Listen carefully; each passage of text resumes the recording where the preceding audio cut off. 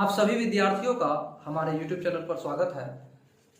अब हम लोग शुरू करेंगे हमारी दुनिया। 8वीं कक्षा की जो पुस्तक है हमारी दुनिया भाग 3, यह 8वीं कक्षा की भूगोल पुस्तक है। इसको हम लोग शुरू करेंगे और इस भूगोल पुस्तक के जो इकाई 1 है उसमें दिया गया है संसाधन के बारे में। संसाधन के बारे में हम विस्तार पूर्वक पढ़ेंगे। ये आपकी भूगोल है, तो भूगोल में सबसे पहले हम कहेंगे हमारी पुस्तक का नाम है, क्लास है हमारा 8, क्लास है हमारा 8 और हमारा पुस्तक है हमारी दुनिया। क्या है? हमारी दुनिया। और इसी पुस्तक को हम पढ़ेंगे। ये पुस्तक आपकी भूगोल पुस्तक है और इसमें पहला जो चैप्टर है यानी अध्याय है वो है आपका संसाधन। तो संसाधन के बारे में आपके विद्यालय में भी पढ़ाए होंगे आपके शिक्षक, तो आप जरा ध्यान पूर्वक समझेंगे कि संसाधन के बारे में हमें जानना है। तो संसाधन को समझिए कि संसाधन होता क्या है।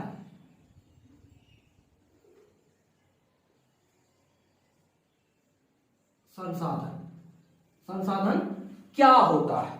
तो आप सबसे पहले ये जानिए, पृथ्वी पर जो भी वस्तुएं, जो भी पदार्थ, जो भी जीव जंतु हैं वो सभी संसाधन हैं। कैसे?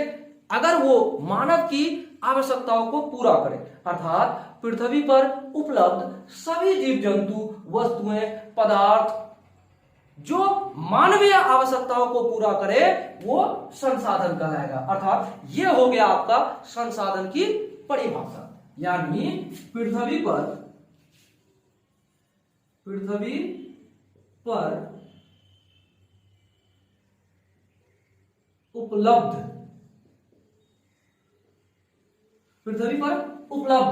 सभी जीव जंतुएं, सभी जीव जंतुएं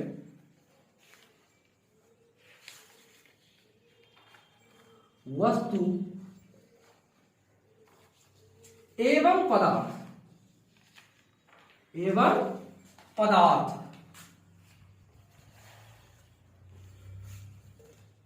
जो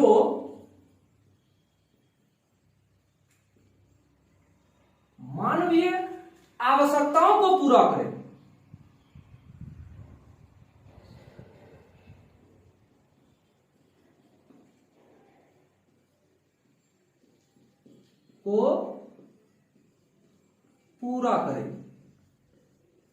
समझिए बात को कि पृथ्वी पर उपलब्ध सभी जीव जंतुएं, वस्तु एवं पदार्थ जो मानवीय आवश्यकताओं को पूरा करे वो संसाधन है।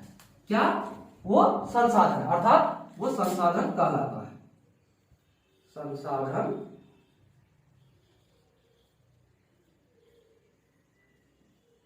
कहलाता है। ये आपका आंसर हो गया। अगर आपको कहा जाए कि संसाधन क्या है या संसाधन किसे कहा जाता है, तो आप कहेंगे पृथ्वी पर उपलब्ध सभी जीव जंतु या जंतुएं, वस्तु या वस्तुएं एवं पदार्थ जो मानव की आवश्यकताओं को पूरा करता है वे सभी क्या है? संसाधन है। या फिर वहां कह सकते हैं जो पूरा करे संसाधन कहलाता है। तो इतना तो हम जान गए कि संसाधन होता क्या है। तो उदाहरण में आपको दे देते हैं, यानी उदाहरण दे देंगे। क्या दे देंगे उदाहरण में? लिखिए जल या फिर वायु या फिर मिट्टी या फिर भूमि या फिर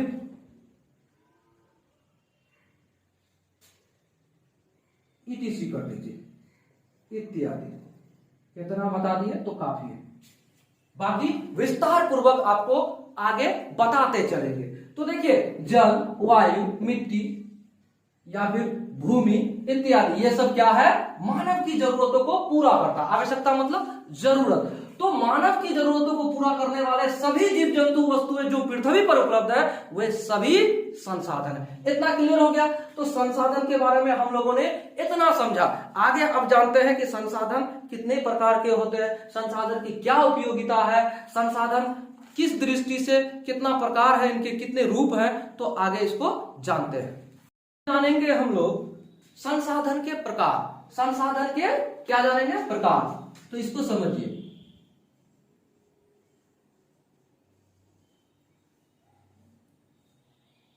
संसाधन के प्रकार। तो संसाधन के आपके पुस्तक में, आपकी कक्षा में संसाधन को 3 भागों में बांटा गया। कितने भागों में? संसाधन को 3 भागों में बांटा गया है। सबसे पहले आप जानिए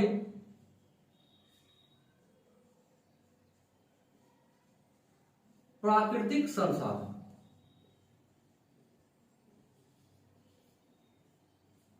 और दूसरा दिया है आपको मानव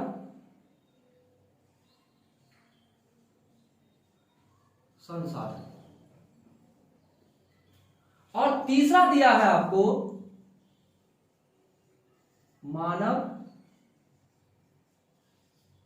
निर्मित संसाधन। यानी आपको 3 प्रकार के संसाधन दिए गए हैं। कितने प्रकार के संसाधन होते हैं? 3 प्रकार के। आपके पुस्तक कहती है 3 प्रकार के। क्यों? क्योंकि देखिए, एक होता है प्राकृतिक संसाधन जो आपकी जरूरतों को पूरा करता है। एक मानव संसाधन। कैसे मानव संसाधन आपका संसाधन है? तो देखिए, मानव भी मानव की आवश्यकताओं को पूरा करता है। जैसे देखिए, प्राकृतिक संसाधन में आपको हम पहले समझा दें कि जल ये प्रकृति द्वारा प्रदत्त है। जल प्रकृति द्वारा प्रदत्त है। वायु ये प्रकृति द्वारा प्रदत्त है। मिट्टी ये प्रकृति द्वारा प्रदत्त है। तो जो हमें प्रकृति द्वारा प्राप्त हो जाए वो प्रकृति द्वारा वो हो जाएगा प्राकृतिक संसाधन, यानी पीटीसी। और भी बहुत सारी चीजें हैं। ठीक, तो मानव संसाधन कैसे हुआ? मानव भी एक संसाधन है। कैसे? आप ऐसे देखिए, जो मानव की आवश्यकताओं को पूरा करे वही संसाधन है। तो मानव की आवश्यकताओं को भी मानव पूरा करता है। कैसे?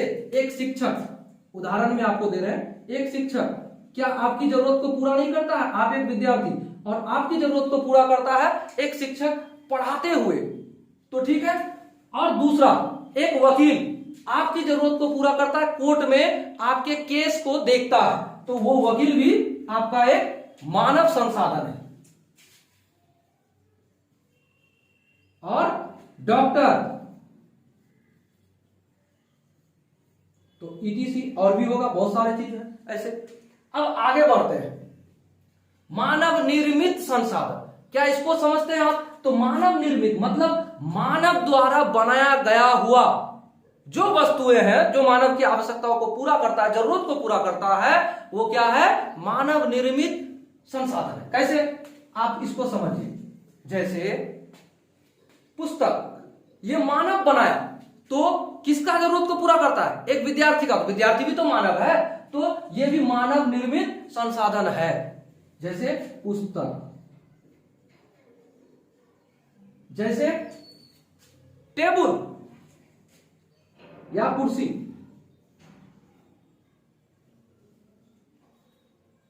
पुल, सड़क।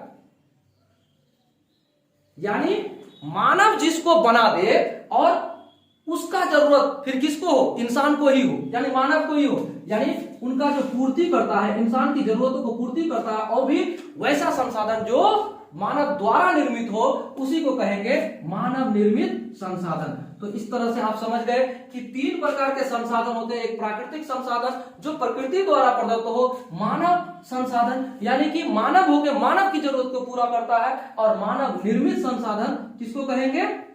तो आप जान ही गए कि मानव द्वारा बनाया हुआ जो भी वस्तुएं, पदार्थ जो भी हो, वो मानव निर्मित संसाधन होता है। ठीक है, यहां तक समझ गए? यहां तक समझ गए तो आगे बढ़ेंगे पुनः। अब इसको विस्तार पूर्वक समझेंगे कि प्राकृतिक संसाधन के अंतर्गत क्या क्या हो सकता है। प्राकृतिक संसाधन के अंतर्गत होगा भूमि, मिट्टी, जल। ठीक है, इस तरह से हो जाएगा, जो कि आपको हम विस्तार पूर्वक बता भी दिए। और मानव संसाधन में भी बता दिए और मानव निर्मित संसाधन में भी बता दिए। ये आपका चैप्टर को एक तरह से हम पढ़ते हुए आगे बढ़ते हैं और आपको समझाते हुए आगे बढ़ रहे हैं। तो अब आपको बताएंगे हम कि प्रकृति में कई प्रकार के संसाधन पाए जाते हैं। इन प्राकृतिक संसाधनों को विभिन्न आधार पर कई उपवर्गों में बांटा जा सकता है। ये विकास एवं उपयोग की दृष्टि से, उसके बाद है उत्पत्ति की दृष्टि से, उसके बाद है उपलब्धता की दृष्टि से या फिर आधार पर, उसके बाद वितरण के आधार पर, उसके बाद यह स्वामित्व के आधार पर, इस तरह से बहुत सारे संसाधन के बारे में विस्तार पूर्वक है। तो इसको मिटाएंगे, फिर बढ़ते हैं आगे। अब हम लोग क्या करते हैं, संसाधन में प्राकृतिक संसाधन में आते हैं।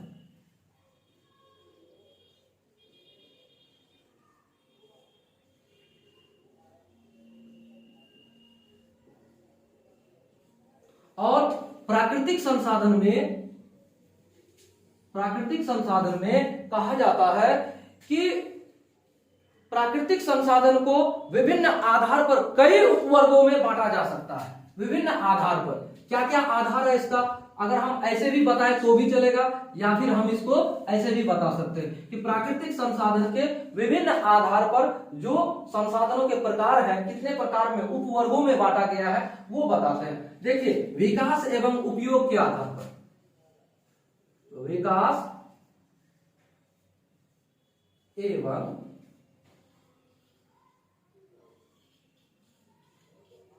उपयोग के आधार पर, देखिए विकास एवं उपयोग के आधार पर, पहला तो विकास एवं उपयोग के आधार पर कहता है वास्तविक संसाधन और संभाव्य संसाधन। कहता है वास्तविक, इसमें इसके आधार पर क्या है, दो प्रकार के होते हैं संसाधन। कितने प्रकार के होते हैं, दो प्रकार के। एक हो गया क, एक इसका क है तो क्या है, वास्तविक संसाधन, और दूसरा है संभाव्य संसाधन।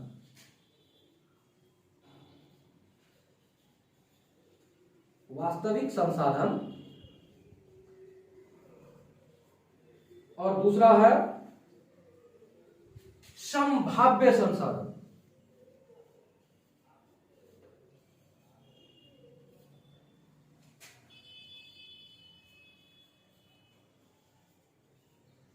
तो आप जान गए कि विकास एवं उपयोग के आधार पर संसाधन को दो उपवर्गों में बांटा गया है। एक क्या है, तो विकास एवं उपयोग के आधार पर दो उपवर्गों में बांटा गया है। एक है वास्तविक संसाधन और दूसरा है संभाव्य संसाधन। तो वास्तविक संसाधन किसको कहता है, जो यहां कहा गया है आपके पुस्तक में, उन संसाधनों को कहा जाता है वास्तविक संसाधन जिनकी मात्रा ज्ञात होती है तथा इन संसाधनों का उपलब्ध तकनीक की सहायता से वर्तमान समय में उपयोग किया जा रहा होता है। पश्चिम एशिया का पेट्रोलियम, ऑस्ट्रेलिया का सोना, झारखंड का अबरक और मध्य प्रदेश का मैग्नीज, इसके बारे में कहता है ये वास्तविक संसाधन है, इसका उपयोग अभी हो रहा है। ठीक है, हमारे यहाँ जो तकनीक है उन तकनीक के द्वारा इन संसाधनों को हमारे यहाँ उपयोग किया जा रहा है। जैसे झारखंड में अबरक है, मध्य प्रदेश का मैग्नीज एवं राजस्थान का तांबा, इसका उपयोग होता है।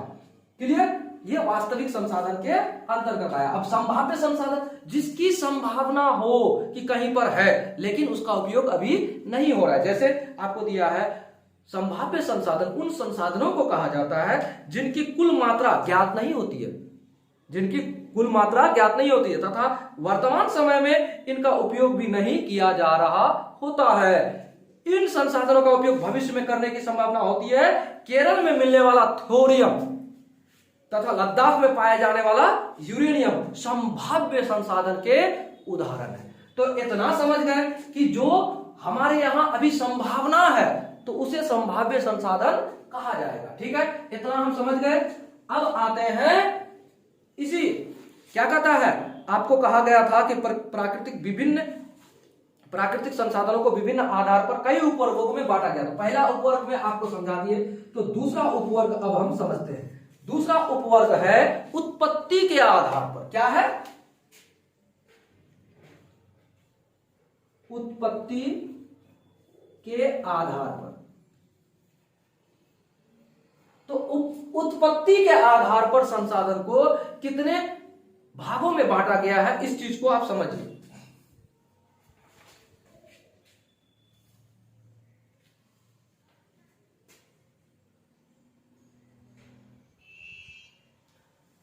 तो देखिए, उत्पत्ति के आधार पर संसाधन को दो भागों में बांटा गया है। कितने भागों में? दो भागों में। इसमें भी दो भाग थे और इसमें भी दो भागों में बांटा गया है। तो कौन कौन से हैं? नंबर क, समझिएगा, नंबर क में है जैव संसाधन,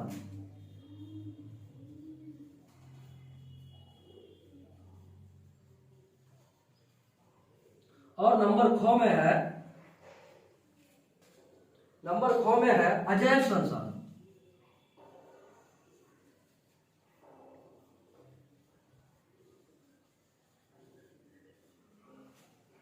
आप एक 8वीं कक्षा के विद्यार्थी हैं, अगर आप इस पुस्तक को समझेंगे तो आपको फायदा ये होगा कि 8वीं कक्षा के जो हमारी दुनिया है वो पुस्तक और 10वीं कक्षा के हमारी दुनिया लगभग सेम टू सेम है। अगर आप 8वीं कक्षा को ध्यान पूर्वक पढ़ेंगे और फेयर कर लेंगे तो 10वीं कक्षा के आधा से अधिक पुस्तक समझ लीजिए कि आपने पढ़ लिया, जो कि आपके बोर्ड एग्जाम में बहुत ज्यादा काम देने वाला होगा। तो जैव संसाधन और अजैव संसाधन के बारे में जानेंगे। जैव संसाधन और अजैव संसाधन किसे कहते हैं समझिए। जैव संसाधन के अंतर्गत सभी सजीव शामिल है।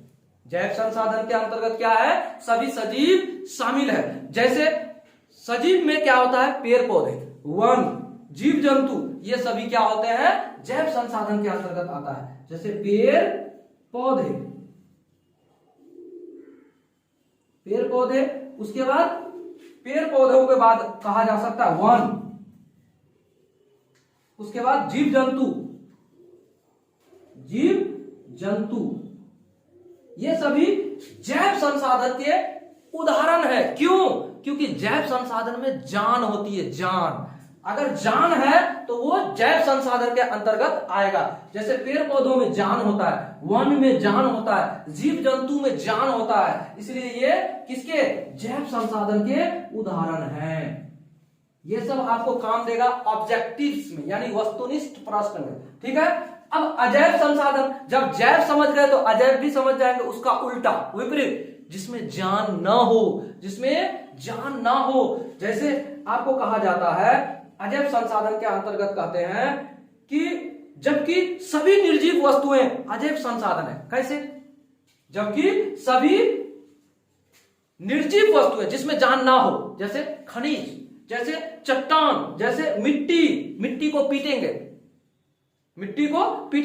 दर्द नहीं होगा, खेत, तालाब, नदी, झील इत्यादि, ये अजैव संसाधन के उदाहरण हैं। जैसे क्या हो जाएगा अजैव संसाधन में? खनिज, उसके बाद चट्टान,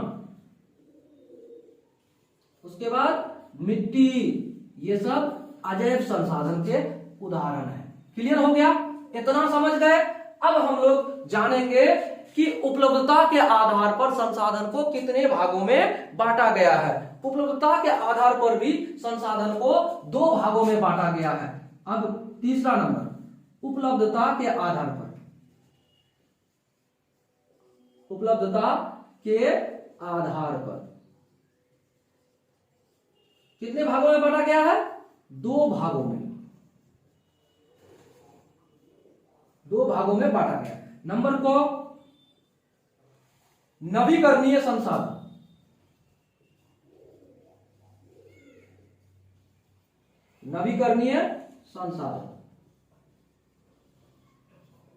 और नंबर ख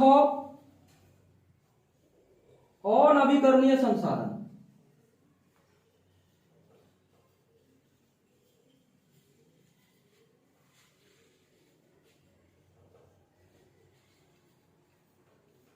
तो ये 8वीं कक्षा की जो हमारी दुनिया पुस्तक है उसी को पढ़ रहे हैं। अब देखिए, उपलब्धता के आधार पर संसाधन को दो उपवर्गों में बांटा गया है। एक है नवीकरणीय संसाधन और दूसरा है अनवीकरणीय संसाधन। तो देखिए, सवाल ये उठता है, नवीकरणीय शब्द से ही झलकता है कि ऐसा संसाधन जो ऑटोमेटिक अपने आप स्वतः उसकी पुनः पूर्ति हो, वो ऑटोमेटिक नया हो जाए, उसी को नवीकरणीय संसाधन कहेंगे। जैसे नवीकरणीय संसाधन में आपके पुस्तक में कहा गया है कि नवीकरणीय संसाधन वैसे प्राकृतिक संसाधनों को कहा जाता है जिनकी पुनः पूर्ति प्राकृतिक रूप से होती रहती है, फलतः ये खत्म या समाप्त नहीं होते हैं। जैसे सूर्य की किरणें, नवीकरणीय संसाधन में सूर्य की किरणें कभी खत्म होगा नहीं होगा, सूर्य की किरणें। और क्या होगा, सूर्य की किरणें और पवन यानी हवा क्या है, इसके उदाहरण हैं नवीकरणीय संसाधन के। ये स्वतः पुनः पूर्ति हो जाती है, ये कभी खत्म नहीं होते हैं, इसलिए इसको नवीकरणीय संसाधन के अंतर्गत रखा जाता है। अब आते हैं अनवीकरणीय संसाधन। तो जब नवीकरणीय में स्वतः पुनः पूर्ति होगा तो अनवीकरणीय यानी अ लगा हुआ है, हम इसी से समझ जाएंगे कि ये ऐसा संसाधन होगा जिसकी पुनः पूर्ति ऑटोमेटिक ना हो, एक बार प्रयोग करने पर समाप्त हो जाए, उसी को अनवीकरणीय संसाधन कहेंगे। तो अनवीकरणीय संसाधन में आपके पुस्तक में क्या कहा है, देखिए, अनवीकरणीय संसाधन वैसे संसाधन है जिनके भंडार सीमित है। क्या है, जिनके भंडार सीमित हैं तथा एक बार उपयोग के बाद उन्हें उनके पुनः पूर्ति में हजारों लाखों वर्ष लग जाते हैं। इस सभी प्रकार के खनिज ये इसके उदाहरण हैं अनवीकरणीय संसाधन के। जैसे क्या, लोहा एक बार अगर खदान से निकल गया तो वो समाप्ति की ओर चले जाते हैं। जैसे कोयला एक बार खदान से निकला तो वो समाप्त हो जाता है और उसको बनने में करोड़ों वर्ष लग सकता है। और उसके बाद पेट्रोलियम जो है जमीन के अंदर से निकाला जाता है। कहां से, जो समुद्री क्षेत्र होता है वहां से। तो ये सभी क्या है, अनवीकरणीय संसाधन के अंतर्गत आता है। अभ्रक भी अनवीकरणीय संसाधन के अंतर्गत आता है। तो अनवीकरणीय का उदाहरण क्या क्या हो जाएगा, लोहा, कोयला और पेट्रोलियम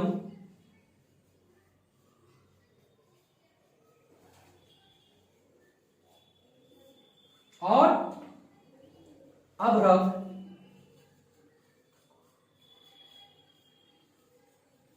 ETC। तो इस तरह से हम लोगों ने समझ लिया नवीकरणीय, अनवीकरणीय, जैव, अजैव, वास्तविक संसाधन, संभाव्य संसाधन, इतना तो हम लोगों ने समझ लिया। नवीकरणीय को भी समझ गए और अनवीकरणीय को भी समझ गए।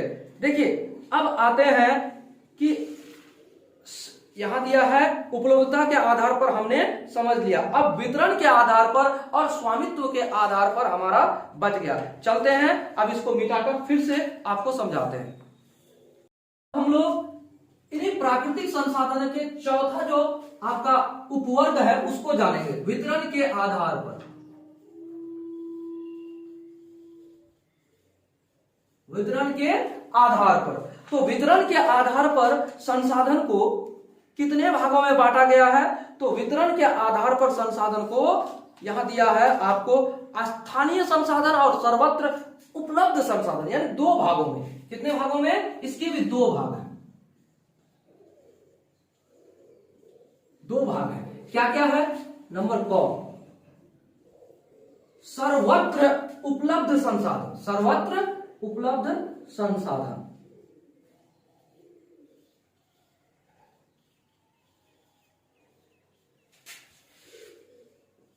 मतलब जो सब जगह उपलब्ध हो, सर्वत्र उपलब्ध संसाधन जो सब जगह उपलब्ध हो। और दूसरा है क्या, स्थानीय या फिर स्थानिक संसाधन।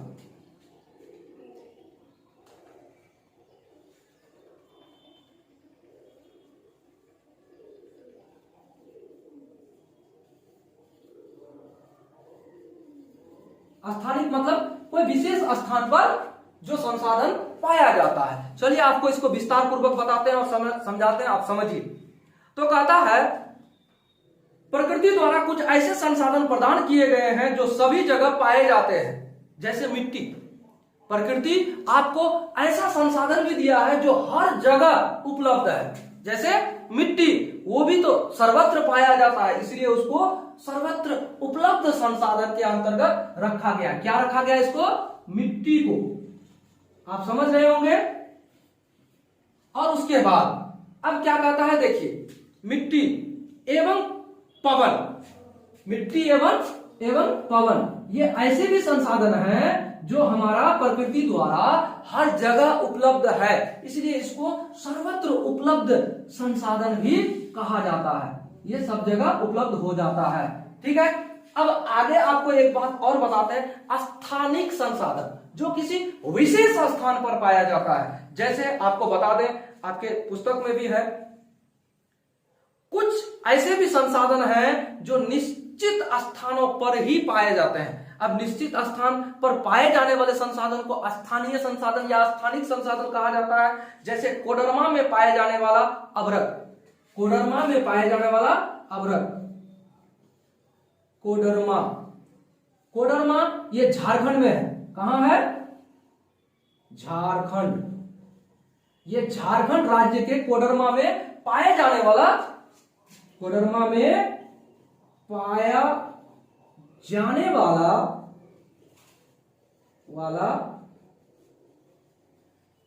अभ्रक। क्लियर? अभ्रक विशेष स्थान पर पाया जाता है, जो कि झारखंड के कोडरमा में सबसे ज्यादा पाया जाता है। ठीक है। जादूगोरा में मिलने वाला यूरेनियम, ये जादूगोरा भी कहां है? झारखंड में। जादूगोरा झारखंड में पाए जाने वाला क्या? आपका यूरेनियम, मिलने वाला यूरेनियम।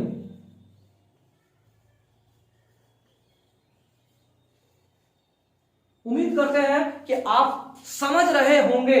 आपके हमारी दुनिया पुस्तक को वीडियो पसंद आए लाइक जरूर कीजिए, दोस्तों को शेयर जरूर कीजिएगा, और नए हैं चैनल पर तो सब्सक्राइब जरूर कीजिएगा। फिर अगला आपको बता दें, छोटा नागपुर क्षेत्र में पाए जाने वाला कोयला, ये क्या है? ये महत्वपूर्ण रूप से आपको ये क्या है? स्थानिक संसाधन है। छोटा नागपुर, तो छोटा नागपुर भी कहां है? झारखंड में। तो इस दृष्टि से भी कहा जाए तो संसाधनों के मामले में एक ऐसा राज्य जो परिपूर्ण हो, तो संसाधनों के मामले में परिपूर्ण राज्य के मतलब नाम आएंगे अगर, तो वो होगा झारखंड। ठीक है। छोटा नागपुर, छोटा नागपुर का पठार भी है, तो छोटा नागपुर में पाया जाने वाला क्या? कोयला। तो ये सभी एक स्थानीय या फिर स्थानिक संसाधन के अंतर्गत आता है। समझ गए आप इतना? ये भी झारखंड में पाया जाता है। क्लियर? इतना समझ गए? अब देखिए हम लोग क्या क्या जान गए, सर्वत्र उपलब्ध संसाधन और स्थानिक संसाधन या फिर स्थानीय संसाधन, ये जान गए। अब हम लोग स्वामित्व के आधार पर संसाधन को कितने भागों में बांटा है यह जानना है। तो स्वामित्व के आधार पर संसाधन को 3 वर्गों में या 3 उपवर्गों में बांटा गया है। स्वामित्व के आधार पर संसाधन को 3 उपवर्गों में बांटा गया है। कैसे कहेंगे?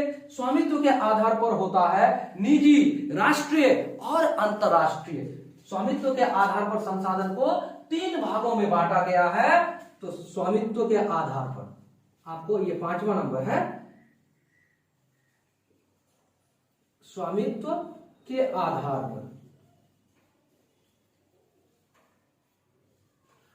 स्वामित्व के आधार पर संसाधन को 3 भागों में बांटा गया है। एक है निजी, एक है निजी और दूसरा है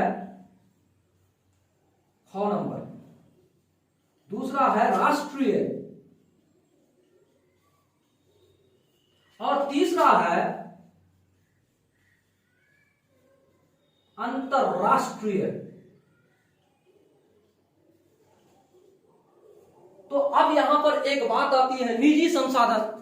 निजी संसाधन जो किसी विशेष व्यक्ति विशेष के हाथ में हो, जिसका संचालन करता कोई व्यक्ति विशेष हो, वो निजी संसाधन के अंतर्गत आ जाएगा। और राष्ट्रीय संसाधन जिसका नेतृत्व, जिसका स्वामित्व किसके हाथ में हो? राष्ट्र के हाथ में हो। और अंतरराष्ट्रीय भी संसाधन होता है जिसका स्वामित्व, जिसका संचालन करता कौन होता है? अंतरराष्ट्रीय संस्था होती है। तो इस तरह से हम समझेंगे। देखिए, स्वामित्व के आधार पर प्राकृतिक संसाधन को निजी, राष्ट्रीय एवं अंतर्राष्ट्रीय संसाधनों में बांटा जाता है। जब कोई प्राकृतिक संसाधन जैसे भूमि, तालाब आदि किसी व्यक्ति के स्वामित्व में हो तो वह निजी संसाधन या निजी संपत्ति कहा जाता है उसको, ठीक है। तो इसे निजी संपत्ति कहा जाता है। किसी राष्ट्र के अंदर पाए जाने वाले सभी प्रकार के संसाधन राष्ट्रीय संसाधन होते हैं। क्या होते हैं? किसी राष्ट्र के, जैसे भारत देश के अंतर्गत जितने संसाधन पाए जाते हैं वो राष्ट्रीय संसाधन है। अगर मेरा संसाधन भी है, मेरा जमीन भी है, मेरा खेत भी है, खलिहान भी है, तो वो भी राष्ट्र की संपत्ति है। ये हमारे संविधान में लिखा हुआ है। राष्ट्रीय संसाधन को आप समझिए कैसे समझाते हैं। देखिए, समुद्र तट से दूर 19.2, अगर ये समुद्र तट है, यहां से कितना 19.2 किलोमीटर के अंतर्गत अगर कोई संसाधन क्षेत्र है तो वो किसका होगा कि अंदर पाए जाने वाले संसाधनों को राष्ट्रीय संसाधन कहते हैं, और 200 किलोमीटर तक के क्षेत्र को राष्ट्रीय संपत्ति माना जाता है। कितना? यहां से 200 किलोमीटर तक। कितने किलोमीटर तक? 200 किलोमीटर तक की जो क्षेत्र होता है देश के छोर से, अगर ये हमारा देश की सीमा है, यहां से लेकर 200 किलोमीटर तक, ये राष्ट्रीय संपत्ति के अंतर्गत आ जाता है। लेकिन अगर 200 किलोमीटर से बाहर, यानी इधर भी अगर कोई संसाधन है, समुद्रीय क्षेत्र है, महासागरीय क्षेत्र है, तो वो क्या होगा? अंतरराष्ट्रीय संसाधन के अंतर्गत आता है, ठीक है। तो यहां लिखा भी है आपको कि अंतरराष्ट्रीय कहता है अपवर्जक आर्थिक क्षेत्र कहलाता है। 200 किलोमीटर के आगे स्थित क्षेत्र खुला महासागरीय क्षेत्र कहलाता है, जिसे अंतरराष्ट्रीय संसाधन के तहत रखा जाता है। यहाँ उपलब्ध संसाधनों का उपयोग अंतरराष्ट्रीय संस्थाओं की सहमति के बाद ही किया जाता है। ये आपको हमने बता दिया अंतरराष्ट्रीय संस्था के द्वारा अंतरराष्ट्रीय संसाधन के बारे में हमने आपको बता दिया। तो अब हम लोग इसके बारे में तो इतना जान लिया, लेकिन अब हम आपको एक बात और बताएंगे, प्राकृतिक संसाधनों का वितरण एवं उपयोग। प्राकृतिक संसाधनों का वितरण और उपयोग। हमारे देश में प्राकृतिक संसाधनों का भंडार है, ऐसे जानिए, हमारे देश में प्राकृतिक संसाधनों का भंडार है और उनका उपयोगकर्ता भी बहुत सारे हैं। और अभी तो हमारे देश में मानव संसाधन इतने ज्यादा हैं कि वर्ल्ड के बहुत सारे देशों में हमारे देश के जो नवयुवक नौजवान हैं वहां वर्क करते हैं, यानी मानव संसाधन के रूप में काम करते हैं। अब आपको हम एक बात और बताएंगे, इस चैप्टर में बहुत ही महत्वपूर्ण बात है संसाधन, प्राकृतिक संसाधन संरक्षण की आवश्यकता। सबसे बड़ी बात है, मानव अपनी सुख सुविधाओं के लिए क्या करता है? प्राकृतिक संसाधनों का खनन करता है, उपयोग करता है, दोहन करता है। तो दोहन करता है तो क्या होता है? उसकी खपत होते जा रहा है और उसकी पुनःपूर्ति नहीं हो पा रहा। जैसे कोयला, पेट्रोलियम, खनिज, ये सब, इन सभी पदार्थों का, इन सभी खनिजों का हम लोग क्या करते हैं? उपयोग करते करते उसको समाप्ति की ओर लेके जा रहे हैं। तो इनका विवेकपूर्ण उपयोग ही हमारा संरक्षण का एक उपाय है। अन्यथा जितना आवश्यकता आज हमें है इन संसाधनों का, ये भविष्य में भी उतना ही होगा। लेकिन भविष्य में इन संसाधनों की कमी के कारण लोगों को बहुत समस्याओं का सामना करना पड़ेगा। तो हमें क्या करना है? अभी से उनका इस्तेमाल विवेकपूर्ण तरीके से अगर हम करते हैं तो क्या करेंगे? संसाधनों को बचा पाएंगे। और इसमें कहा भी है संसाधन संरक्षण की आवश्यकता क्यों है?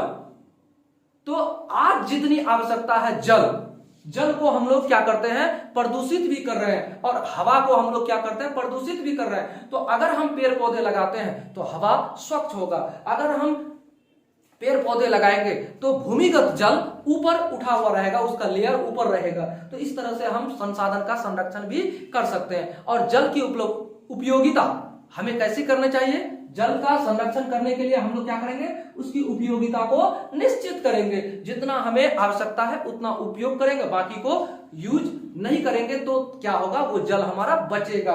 तो इससे क्या होगा? संसाधन की संरक्षण हो जाएगी। और हमारे क्षेत्र में नहीं, पूरे वर्ल्ड में वाहनों की संख्या बढ़ रही है।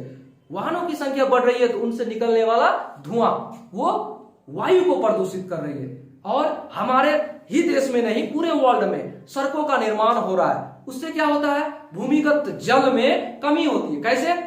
अगर सड़क का निर्माण होता है, वो पक्की हो जाता है, जैसे वर्षा वाला जल हमारे भूमि पर गिरता है, वो रिस कर जमीन के अंदर नहीं जाता। इससे क्या होता है?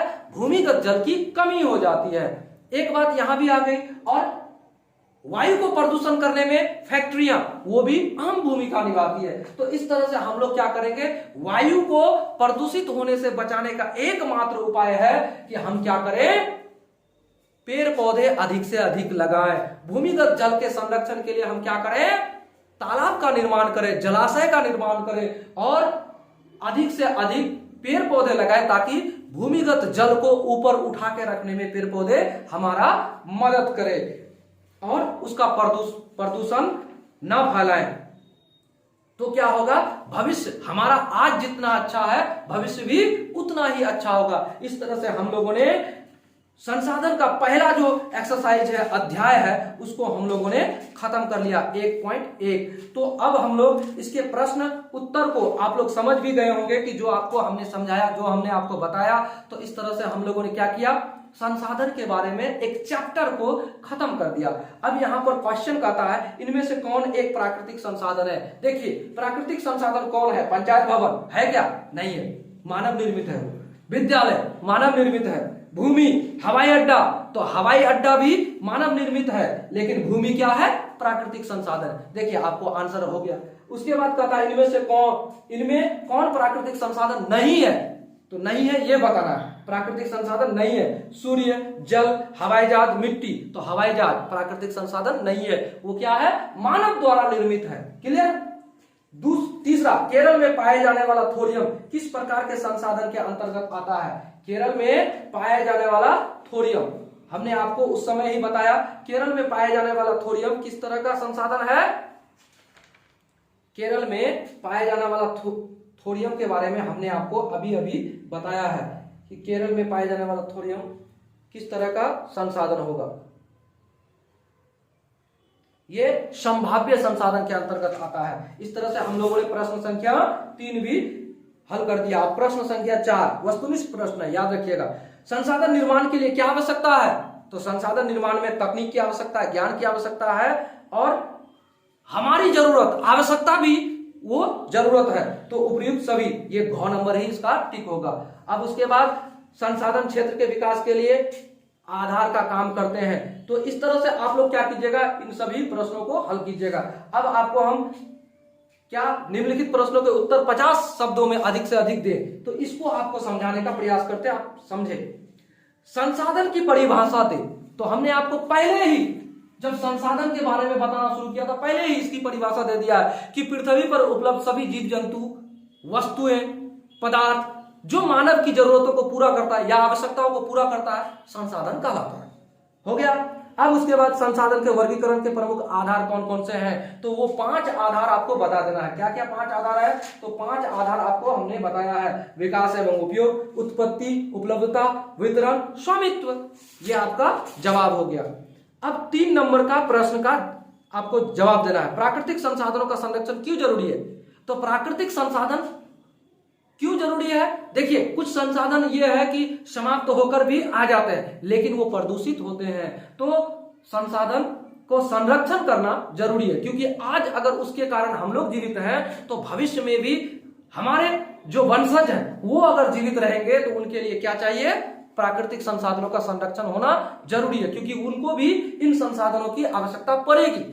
इसलिए संसाधनों का क्या करता है, संरक्षण करना आवश्यक है। अब कहता है नवीकरणीय संसाधन किसे कहा जाता है, तो नवीकरणीय संसाधन उन प्राकृतिक संसाधनों को कहा जाता है जिनकी पुनःपूर्ति स्वतः हो जाए और जो कभी समाप्त ना हो।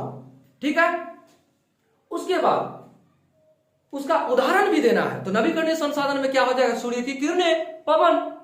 ठीक है। अब आगे कहता है प्राकृतिक संसाधनों के वितरण में असमानता के प्रमुख कारण बताएं। तो प्राकृतिक संसाधन सभी जगह एक समान नहीं होते हैं। हमारी भूमि का स्ट्रक्चर, आधार इस तरह का है कि हर जगह हर चीज की उपलब्धता नहीं है। ठीक है। इसको विस्तार पूर्वक आप जानना चाहेंगे तो अगला वीडियो को जरूर देखिएगा। हम इसके क्वेश्चन आंसर भी कराने का प्रयत्न करेंगे। आपको इस वीडियो में हमने आपको केवल समझाने का प्रयास किया, जो कि आप उम्मीद करते हैं कि समझ भी गए होंगे। ठीक है। अब देखिए अधिकतम 200 शब्दों में आपको जवाब मांगता है। तो 200 शब्दों में मतलब यह हुआ कि यह दीर्घ उत्तरीय प्रश्न है। ठीक है। प्राकृतिक संसाधन का वर्गीकरण, उपयुक्त या उपयुक्त उदाहरण के साथ प्रस्तुत करें। देखिए उदाहरण के साथ ये एक लंबा क्वेश्चन होगा जिसको हम आपको कोशिश करेंगे कि आपको इसका नोट्स जरूर दे दें। उसके बाद संसाधन बनाए जाते हैं उपर्युक्त उदाहरण के साथ स्पष्ट करें। तो देखिए आपको एक बात और बताना चाहेंगे कि संसाधन बनाया जाता है या बनते हैं, होते नहीं। ये बात एक प्रसिद्ध भूगोलविद कहे हैं जिसका नाम है जिम्मरमैन। क्या नाम है? जिम्मरमैन।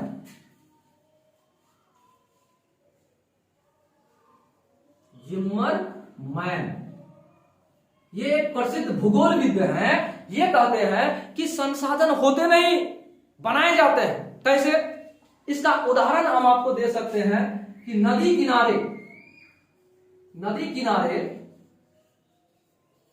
अगर बालू पड़ी हुई है, बालू मतलब रेत अगर पड़ी हुई है तो वो संसाधन नहीं है।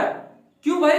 क्योंकि उसका उपयोगिता है ही नहीं, उसका कोई उपयोग नहीं है, वहां पड़ा हुआ है और उसमें कुछ लागत भी नहीं है, इसलिए वो संसाधन नहीं है। लेकिन जैसे ही मानव की आवश्यकता के लिए वो वहां से उठकर किसी ट्रैक्टर में, ट्रॉली में या ट्रक में बालू नदी किनारे से उठकर कहां चले जाता है? शहर में आता है भवन निर्माण के लिए या कहीं चले जाता है लेकर। तो उसमें खपत होता है क्या? पैसे की खपत होता है। उसमें मानव का जरूरत पता लगता है कि वहां से उठकर जहां निर्माण कार्य में लगता है तो उसका लागत भी हो जाता है, उसकी आवश्यकता भी हो जाता है। तो लागत और आवश्यकता जैसे हो जाए किसी वस्तु पर तो वो क्या हो जाएगा? संसाधन बन जाएगा। वही बालू जब नदी किनारे पड़ा हुआ था तो उसकी उपयोगिता और लागत कुछ नहीं थी, इसलिए वो संसाधन नहीं है। लेकिन वहां से उठकर जैसे ही शहर में किसी निर्माण कार्य में लग जाता है तो वो संसाधन हो जाता है। इसलिए कहा जाता है कि संसाधन होते नहीं, बनते हैं, यानी बनाए जाते हैं। इसलिए आपके प्रश्न भी उसी तरह का है, संसाधन बनाए जाते हैं उपर्युक्त उदाहरण के साथ स्पष्ट कीजिए। इसको भी हम चाहेंगे कि आपको इसका नोट्स उपलब्ध कराएंगे, हम अगले वीडियो में जरूर आपको इसके नोट्स दे देंगे। अब उसके बाद आपको कहते हैं संसाधन संरक्षण की आवश्यकता पर प्रकाश डालें। तो संसाधन को क्यों बचाएं, क्यों जरूरी है बचाना, इसके लिए भी हम आपको नोट्स बनाकर देंगे। अब अगला प्रश्न है, संसाधनों के अत्यधिक दोहन से मानव ने संकट पैदा कर दिया, इस कथन से आप कहां तक सहमत हैं? तो इसको आप जरा ऐसे समझिए, आज से 20 साल 30 साल पहले के वातावरण में इस प्रकार का तापमान नहीं था, इस प्रकार आपका ऋतु में परिवर्तन नहीं होता था, लेकिन आज होता है। क्योंकि आज से 20 साल पहले अगर 1000 मोटरसाइकिल थे हमारे जिला में तो आज के दिन में 1,00,000 मोटरसाइकिल है। तो पहले 1000 गाड़ियों के अर्थात मोटरसाइकिल के, ओनली फॉर मोटरसाइकिल पे आपको उदाहरण देकर समझाते हैं। 1000 मोटरसाइकिल के धुआं हमारे किशनगंज जिले में क्या होता था? किशनगंज जिले में 1000 मोटरसाइकिल के धुआं होते थे, जिससे पेड़ पौधे क्या करते थे? उसको जल्दी से खा जाते थे। यानी पेड़ पौधे को तो कार्बन डाइऑक्साइड ही जरूरत है, तो उसके मतलब क्या कहता है? जहरीले गैस जिसको हमको जरूरत नहीं है वो पेड़ पौधे ले लेते थे। ठीक उस समय अगर 10,000 पेड़ पौधे थे, ऐसे समझिए, तो आज आपके 10,000 के जगह पर शायद 5,000 या फिर 3,000 पेड़ पौधे हैं। यानी पेड़ पौधे घट गए और गाड़ियों की संख्या बढ़ गई। तो क्या वायुमंडल में, भूमंडलीय तापन में वृद्धि होगी कि नहीं? ये हो रही है, ये चिंता की विषय है। और अगर 20 साल पहले फैक्ट्रियों की संख्या अगर हमारे देश में अगर 1000 था, ऐसे समझिए, अगर फैक्ट्रियों की संख्या 1000 थी तो आज 10,000 नहीं 10 लाख फैक्ट्रियां होगी, जहां से दिन रात धुआं उगले जाते हैं, जो कि आपके पृथ्वी को विनाश की ओर लेके जा रहा है, जो चिंता की विषय है। इस तरह से आपको कहा जाए तो मानव ने क्या किया? अपनी सुख सुविधा के लिए क्या किया है? पृथ्वी को संकट में डाल दिया है। इस तरह से बहुत सारी बातें हैं जो कि आपको बताएंगे अगले वीडियो में। आपको कोशिश करेंगे कि आपको इन सवालों के सभी उत्तर दे दिया जाएगा। और इस वीडियो में आप यहां तक समझे, इसके लिए आप अगर चैनल पर नए हैं तो हम आपसे यही कहेंगे, चैनल पर नए हैं तो चैनल को सब्सक्राइब कीजिए और क्या कीजिए? वीडियो को लाइक जरूर कीजिए और अपने दोस्तों को शेयर जरूर कीजिए। क्योंकि हमारा जो जो ये चैनल है यूट्यूब का मैथ्स क्लास, हमारा चैनल है मैथ्स क्लास। तो ये जो मैथ्स क्लास है इसमें स्पेशली मैथ तो होगा ही, इसके साथ साथ हम चाहेंगे कि आपको सभी विषयों के आपको शिक्षा उपलब्ध कराएंगे। तो इसलिए कहेंगे कि आप चैनल पर बने रहिएगा। जय हिंद, जय भारत।